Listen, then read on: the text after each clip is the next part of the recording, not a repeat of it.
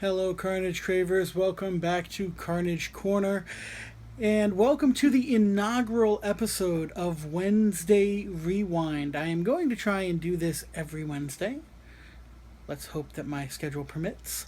But I'm doing I can't talk. I'm doing Wednesday Rewind because, in my opinion, and, if you're watching my channel, there's a good chance that you share my opinion, they just simply do not make movies like they used to.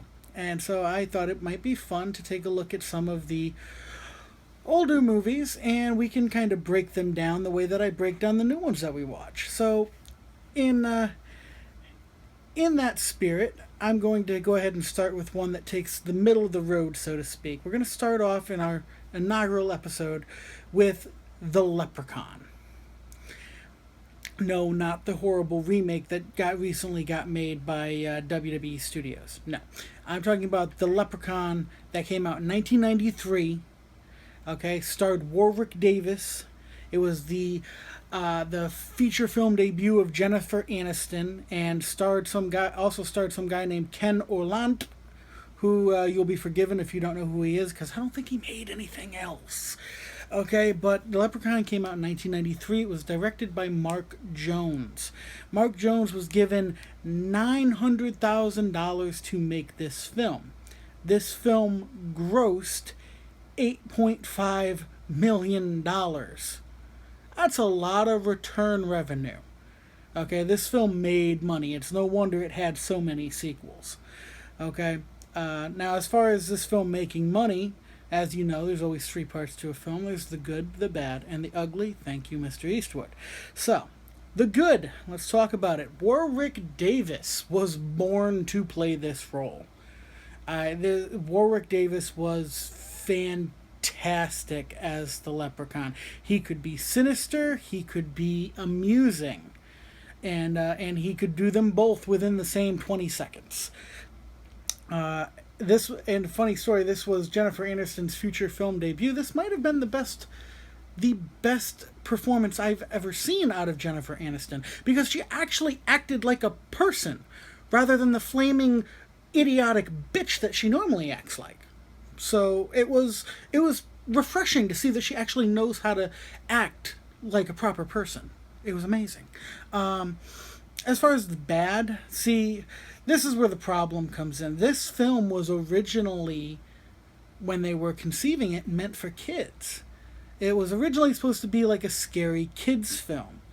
And partway through production, they decided that they were going to make it an R-rated horror film. And they added a lot of gore and some elements of language and whatnot.